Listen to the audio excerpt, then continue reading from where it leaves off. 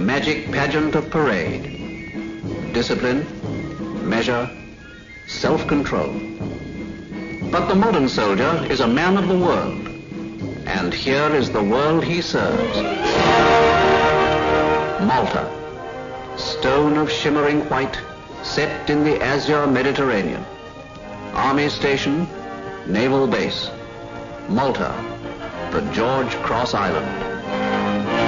You'll find him there, the ubiquitous British soldier. For at the present time, his commitments are wider than ever in the Army's history. The guns at Malta evoke again the echo that once rang round the world.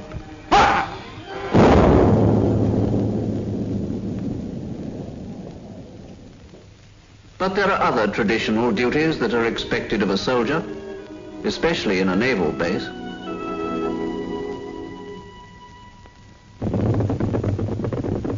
Or maybe his fancy runs to polo, and out here it's not beyond his income.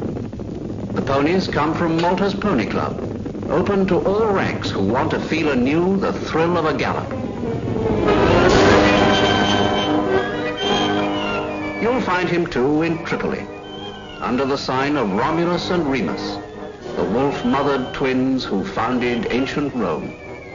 Tripoli, show colony of a more recent Roman Empire that vanished, in whose streets the past mingles with an uncertain future. And until such time as UNO decides that future, its representatives are these uniformed young men, accepted by the people, familiar, friendly figures in the marketplace. When soldiers come, can NAFI be far behind? Of course not. So tee up. But training is training. And as any old soldier will tell you, the Army's the Army. They're a unit of the Royal Armoured Corps, a famous old cavalry regiment, long since mechanized to the hilt. Maintaining and operating these fighting 30-tonners calls for a whole range of special skills. What's more, they are men of many parts. For nowadays they carry their own infantry, who can leave their vehicles and jump to it, getting down to earth and slogging it out. These days, even the PBI move fast.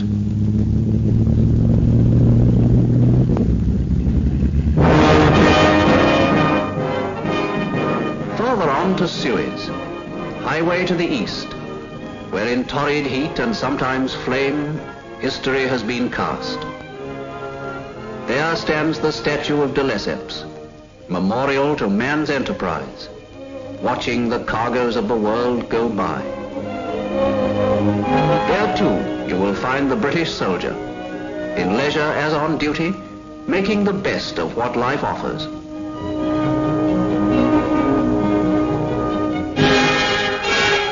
The Royal Military Police let loose the dogs of war. As trusted guardians of army dumps and property, they must do their square bashing too. Through the hoop and over the hurdles. The object of their training is to secure obedience and the correct response, so that, like the soldier he serves, he will come through at moments of emergency, top down.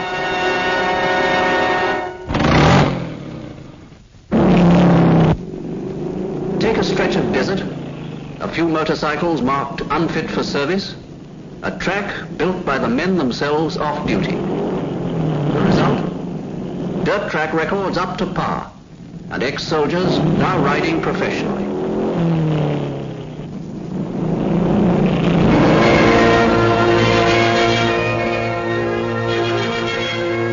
And so to Singapore, British colony, military base, world crossroads.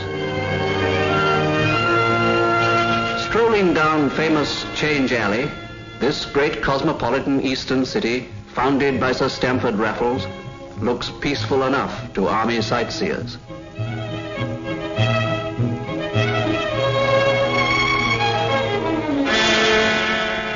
Singapore's police, Malays, Indians, Chinese, are British officered. They pride themselves on their efficiency, and today they need it. For stretching to the northward lies Malaya and trouble. These men know what they're looking for. Yes, there it is. A good spy, they say, keeps everything under his hat. But they can't keep much from these deft fingers.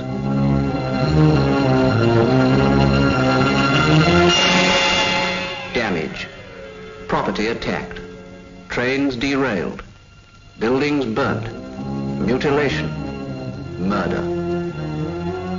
For the police and the army supporting them, it's a queer kind of warfare, this.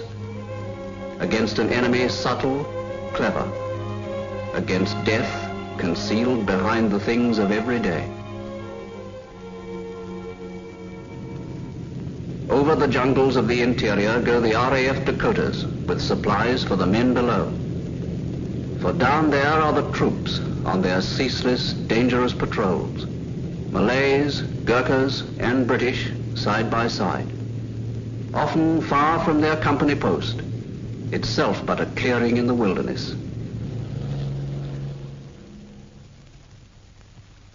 Removed from the comfortable security of familiar quarters, he's down there with his platoon.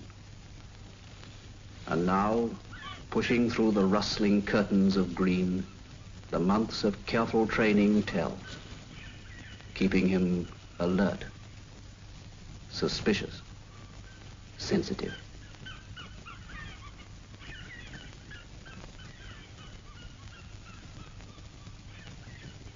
The patrols thread their courses too through the river vapors, watching the forest walls on either side. Sometimes in leaden rain, always in clammy heat, they follow their routes, watching, advancing.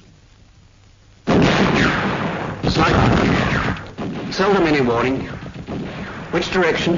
How far away? Only one thing for it. Reinforce, surround the area, and comb it, yard by yard.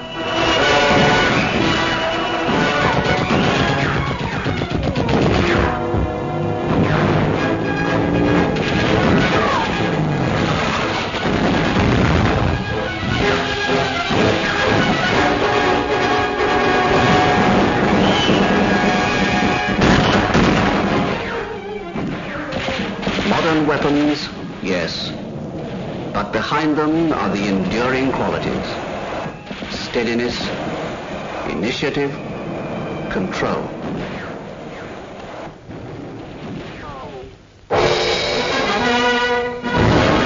The British soldier. All around the globe you'll find him, from Gibraltar to Hong Kong.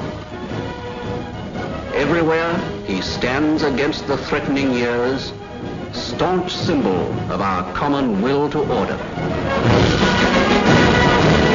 All around the globe you'll find him, citizen in his sense of the responsibilities of freedom, soldier in his acceptance of the disciplines of duty.